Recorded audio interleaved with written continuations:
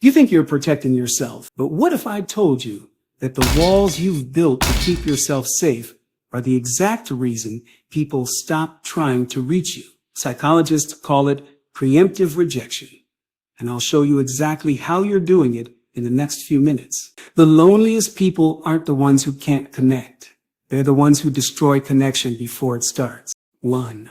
Over-explaining. You don't just answer questions, you justify them. Someone asks what you did today, and suddenly you're giving them a 5-minute breakdown of why you stayed home, why you didn't feel like going out, why that's actually a valid choice. Picture this. A friend texts, "Want to grab coffee?" You reply with 3 paragraphs about your schedule, your energy levels, your mental state, and a preemptive apology for being flaky lately. Here's what happens in their brain. Cognitive overload. They asked a yes or no question and got a dissertation. Their subconscious reads it as, "This person doesn't trust me to understand them." The fix? Answer the actual question. Can't today, but Thursday works. Because over-explaining isn't transparency, it's anxiety wearing a communication disguise. 2. Deflecting compliments. Someone says you did something well, and you immediately minimize it. "Oh, it was nothing. Anyone could have done that. I just got lucky." Imagine you spend hours on a presentation. A coworker says, "That was brilliant." You respond, "Nah, I just threw it together last minute. It's kind of a mess, honestly." Their brain processes this as rejection, not of the compliment, of the connection. Studies show that when you deflect praise, the other person feels dismissed, like their perception doesn't matter. The fix? Say thank you. Full stop. Because humility is a virtue, but self-erasure is a wall. 3. Testing loyalty. You don't trust people at their word, so you create little tests, little hoops for them to jump through to prove they care. You stop texting first to see if they will. You mention you're struggling but act fine to see if they notice. You cancel plans last minute to see if they reschedule. Real scenario, you tell a friend you're going through something but refuse to elaborate. When they don't push, you decide they don't really care. Here's the psychology. This is called indirect communication, rooted in anxious attachment. And it doesn't reveal who cares about you. It reveals who's willing to play detective. The fix? Ask for what you need directly. Because real relationships aren't escape rooms. They're partnerships. 4. Preemptive rejection. You end things before they can end you. The relationship is going well, too well, so you pick a fight. Ghost for a few days. Suddenly become too busy. Picture this. You've been seeing someone for 2 months. Things feel easy, natural. Then your brain whispers, they're going to leave eventually. So you start pulling away first, creating distance, finding flaws. Neuroscience shows this activates the same fear circuitry as actual rejection. Your brain can't tell the difference between real abandonment and imagined future abandonment. So it protects you from a threat that doesn't exist yet. The fix? Catch yourself in the pattern. Ask, am I reacting to what's happening or what I'm afraid might happen? Because leaving first doesn't make you strong. It makes you alone. 5. Chronic independence. You pride yourself on not needing anyone, and you make sure everyone knows it. Someone offers help. You decline. Someone asks how you're doing. You say fine even when you're drowning. You wear self-sufficiency like armor. Real example.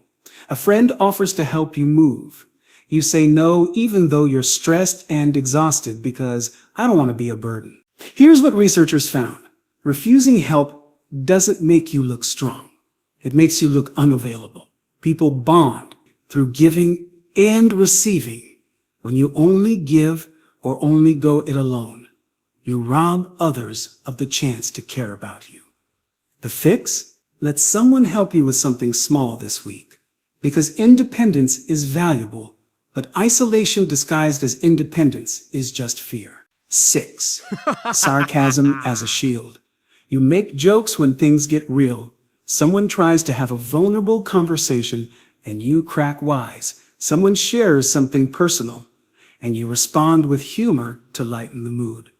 Scenario: a friend says, "I've been feeling really anxious lately." You reply, "Join the club. We have t-shirts." Their brain registers this as dismissal. Psychologists call it deflection through levity. And while humor has its place, using it as your default response to depth trains people that you're not a safe place for their real feelings. The fix: match their energy. If they're being vulnerable, be present. Because humor is connection. But constant deflection is a moat. 7.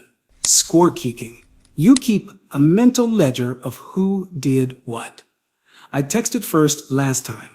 I listened to their problems for an hour, and they never asked about mine. I always make the plans.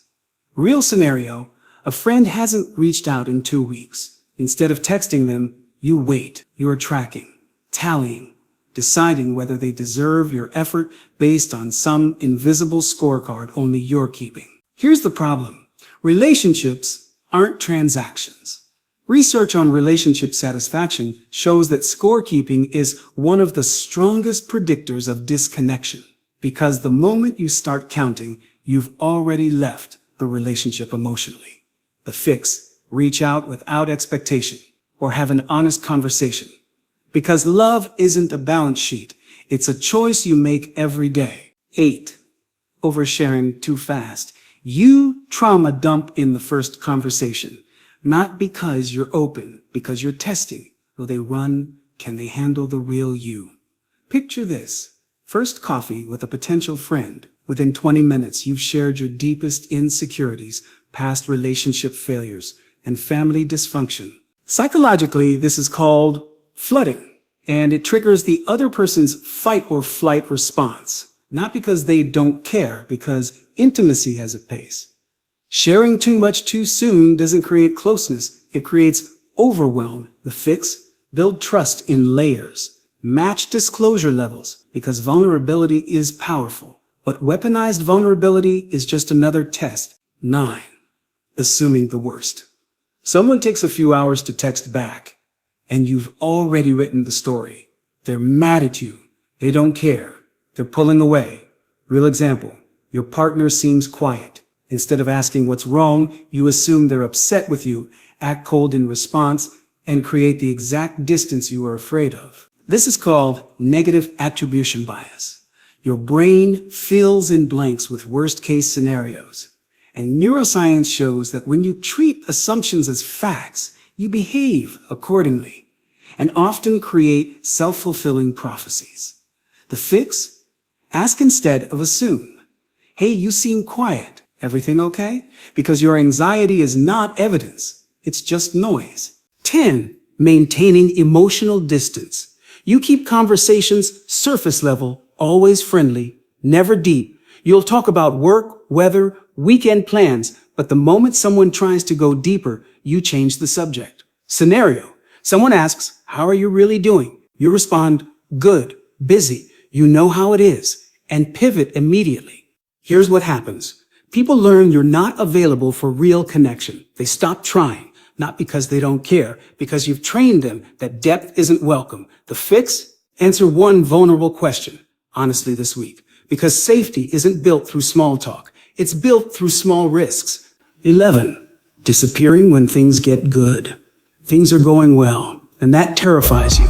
So you vanish, stop calling, cancel plans, retreat into yourself the moment connection feels too real, too close, too risky. Real scenario: you've been having great conversations with someone.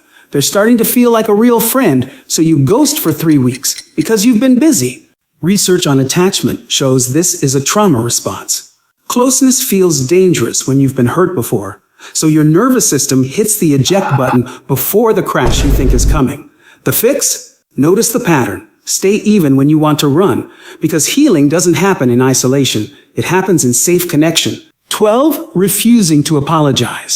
You mess up, and instead of owning it, you defend, deflect, or disappear. I didn't mean it that way. You're being too sensitive, or worse, you ghost instead of facing the discomfort.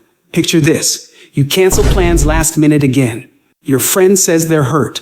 Instead of apologizing, you explain why you had to cancel, list all the times they've done the same, and make them feel bad for bringing it up. Psychologists call this defensive communication, and it tells the other person, your feelings don't matter as much as my ego. The fix? Say, you're right, I'm sorry, I'll do better. Because accountability isn't weakness, it's the foundation of trust. In summary, loneliness isn't always done to you. Sometimes it's the natural consequence of self-protective patterns that outlived their purpose. You're not broken, you're just using old survival strategies in new situations where you're actually safe. The walls you built to protect yourself, they're now the prison keeping real connection out. If this hit a nerve, don't just watch and scroll. Do something about it. Pick one pattern you recognized, one, and commit to doing the opposite this week. Because awareness without action is just intellectual entertainment, and you didn't watch this far to stay the same. Don't forget to subscribe and hit the like button. Also, let me know your thoughts on what I just shared. Thank you for watching, and see you in my next video.